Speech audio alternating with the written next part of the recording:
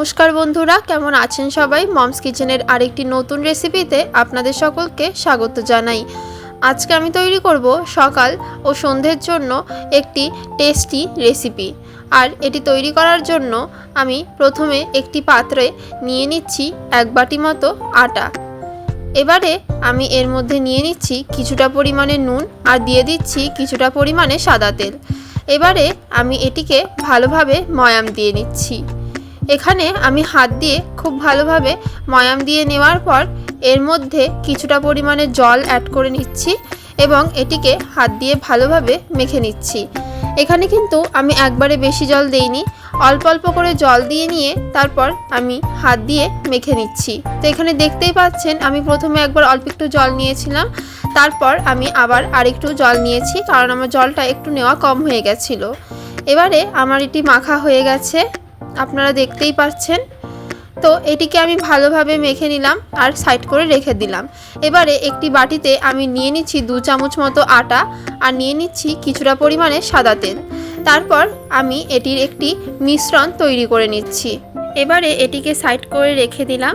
তারপর আমি যে আটাটি মেখে রেখেছিলাম সেটির ছোট ছোট লেচি তৈরি করে নিলাম এবং হাত দিয়ে গোল গোল করে নিচ্ছি।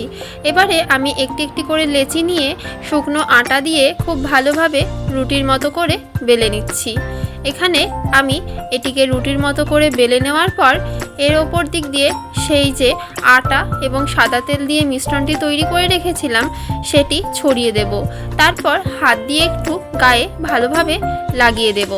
তারপর আমি রুটিটিকে ঠিক এইভাবে ভাঁজ করব অল্প একটু। তারপর এর উপর দিক দিয়ে আমি আবার সেই মিশ্রণটি রুটির গায়ে খুব ভালোভাবে লাগিয়ে দেব এবং পাশের যে রুটির অংশটি ছিল সেটি ভাঁজ করে নিলাম।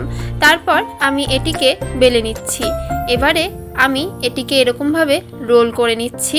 তারপর আমি রোলটিকে ভালোভাবে ঠিক এরকমভাবে ভাঁজ করে নিলাম। ভাঁজ করে নেওয়ার পর একটি ছুরি নিয়ে নিলাম। একটি ছুরির সাহায্যে এবার আমি মাঝখান থেকে কেটে নিচ্ছি এবং দেখতেই পাচ্ছেন আমি ঠিক এইভাবে এটিকে বেলে নিচ্ছি। এটিকে রুটির মতো করেই বেলে নিতে হবে। আর এখানে কথা বলতে বলতেই এক এক করে আমার কিন্তু সবগুলো রুটি বেলে নেওয়া হয়ে গেছে।